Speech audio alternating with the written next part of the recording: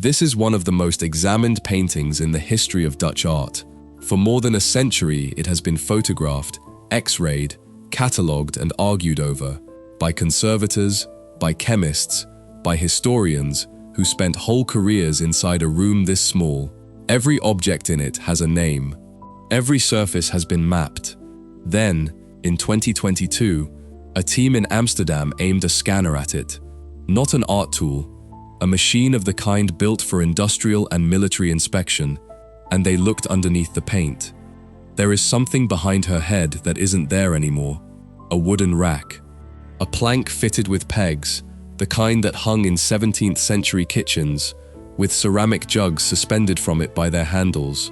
Vermeer drew it onto that wall in black paint, then he covered it over. The painting is The Milkmaid. Johannes Vermeer made it around 1658, in Delft, in a house that belonged to his mother-in-law. It hangs now in the Rijksmuseum, and it is small, smaller than almost every reproduction of it suggests, under half a meter across. She is not a milkmaid, she milks no cows. She is a kitchen maid, a live-in servant, doing the least remarkable thing a person can do, pouring milk from one container into another. Vermeer built a working life out of problems like this. Not gods, not battles, light falling on ordinary matter, bread crust, glazed clay, plaster, linen, and the question of how paint could be made to behave the way light behaves. He used a deliberately narrow set of pigments and returned to the same handful again and again. But the scans weren't about what he put in, they were about what he took out. Because the rack was not the only thing. In the lower right of the canvas, near the floor, earlier X-rays had picked up a vague shape nobody could identify. The 2022 images finally resolved it. A basket, woven from willow, not for laundry. A fire basket, a household object built to hold a bowl of glowing coals, used to keep newborn infants warm and to dry their linen. Vermeer painted it, and then he buried it under floor tiles. And here is where the discovery stops being technical. Both objects, the jug rack and the fire basket, appear in the records of Vermeer's own household. An inventory drawn up after his death lists them. He had around 11 children. A fire basket was not a prop to him, it was equipment, in constant use, in the room next door. If you want to see what they looked like, you don't have to imagine. Elsewhere in the same museum stands a 17th century doll's house, built for a woman named Petronella Ortmann, furnished in miniature at enormous expense. Inside it, at a scale of centimeters, a jug rack, a fire basket. So Vermeer sketched his own life onto the canvas, and then he deleted it. Now look at what he chose to keep. The wall behind her is not blank. High up, a nail is still driven into the plaster, and Vermeer painted the small shadow it throws to the right. Beside her head, a scatter of empty nail holes, where something once hung and no longer does. Cracks in the plaster, stains. In the window at the far left, one pane of glass is broken, and he rendered the break precisely. He removed the furniture, he kept the damage, which forces a harder question than what he took out. It forces the question of how. There is a line of black paint beneath her left arm, thick and applied fast, the kind of mark a painter makes when he is blocking in a scene in light and dark before any detail exists. There is another beneath the wall behind her head. They are not the marks of a man inching forward. This matters because the Vermeer we have inherited is a slow one, a miniaturist, a perfectionist, so painstaking he managed only 2 or 3 paintings a year and left barely 35 behind. That story has been repeated for over a century.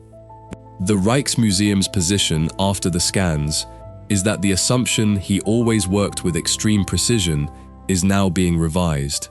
He worked quickly at the start, decisively, and then he spent his effort not on adding, but on removing. The museum's head of fine arts put the result plainly. Vermeer, he said, learned that less is more. Strip the room, and the woman stops being a figure in a kitchen.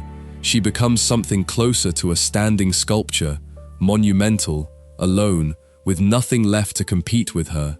There is one more thing in this painting you cannot see. The blue of her apron is natural ultramarine. It is made from lapis lazuli, a stone mined in Afghanistan and carried across the world in small quantities, and in the 17th century, it cost roughly what gold cost, weight for weight. Painters used it sparingly, for the one passage that had to sing, and reached for cheaper blues everywhere else. Vermeer did not. He used ultramarine in places no viewer would ever consciously register, worked into shadows, into undermodeling, into the dull grays and browns beneath the surface. He spent the most expensive substance on his table, on parts of the picture that were never meant to be noticed. Even the edges are engineered. Where her blue skirt meets the white wall, the boundary seems to glow. That glow isn't a highlight painted on top, it is a layer of white underneath, deliberately left to show through from below. Nobody has established where the money came from. What is documented is how it ended. In 1672, the Dutch Republic was invaded, and the market for paintings collapsed almost overnight. Vermeer was hit twice. He sold other men's pictures as well as his own.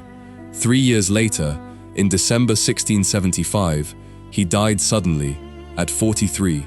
He left his wife with around 11 children and debts she could not carry. She owed the local baker 617 guilders for bread and settled part of it by handing over 2 paintings.